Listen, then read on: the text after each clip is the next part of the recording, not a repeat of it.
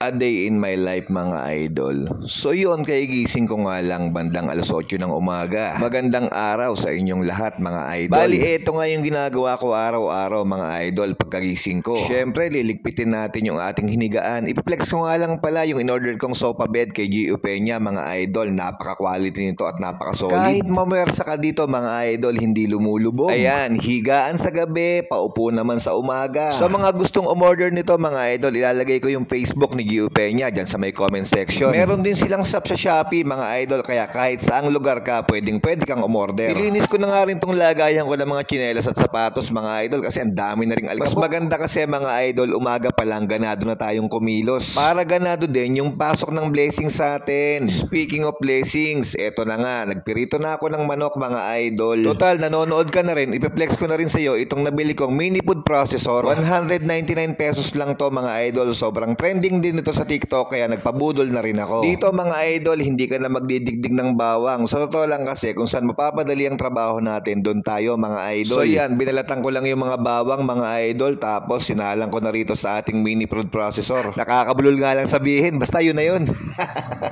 Tapos eto, tignan nyo mga idol. Ilang pindutan ko lang, tignan nyo nangyari sa bawang.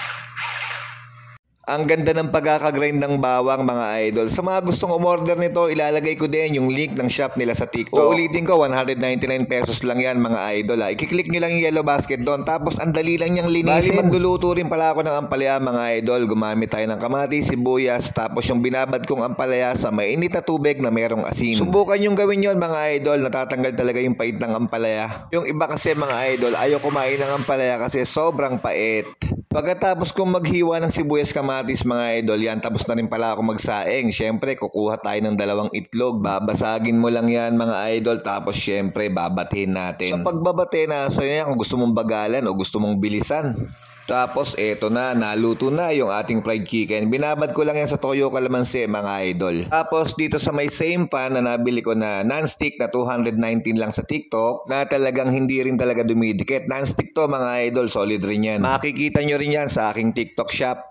Yan, nagisa na ako ng sibuyas, bawang, kamatis, tapos ilalagay na natin yung ampalaya. Sobrang dali lang nitong lutuin mga idol yan. Hahalu-haluin mo lang ng konti, medyo lakasan mo lang yung apoy. Ako kasi yung gusto ko sa ampalaya mga idol, yung medyo hapok lang, yung medyo malutong-lutong pa ng konti. Nilagyan ko lang siya ng konting tubig, konting magic sarap, tapos lagyan natin ng paminta. Mga 45 pieces lang na paminta, yan. Tapos syempre chili flakes para may konting sipa, tapos lagyan pa natin ng mga bawang na sunog. Syempre hindi mawawala ang Knorr seasoning, Kilimansi mga idol, favorite ko yan. Okay na to mga idol, tatakpan mo lang yan, mga 2 to 3 minutes, solid na yan. Lagay na natin yung binati mong itlog. Diyos ko, sigurado, sirado naman ang diet natin ito mga idol.